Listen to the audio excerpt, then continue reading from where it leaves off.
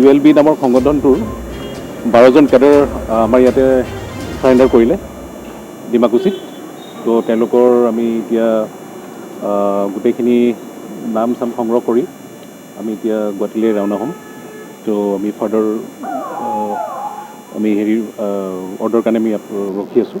আৰু তেওঁলোকৰ লগত এটা হেণ্ড গ্ৰেনেড জমা দিছে আমাৰ ওচৰত। তেওঁলোক বাদলাপাৰা TST ডিমাকুছি। আগতীয়া ইনফৰ্মেশ্যন আছিল নেকি ছাৰ আপোনাৰ? এইটো আমাৰ ছিনিয়ৰ অফিচাৰৰ ওচৰত আছিলে।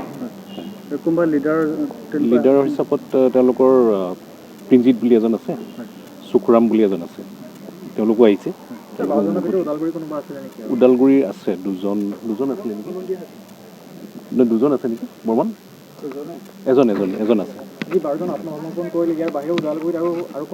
এতিয়া আমি সোধপোছ কৰিম তেওঁলোকক তাতে। তো সদ্যহতে তেওঁলোকেতো গোটেইখিনিয়ে অহা বুলি কৈছে আৰু কোনো নাই বুলি কৈছে।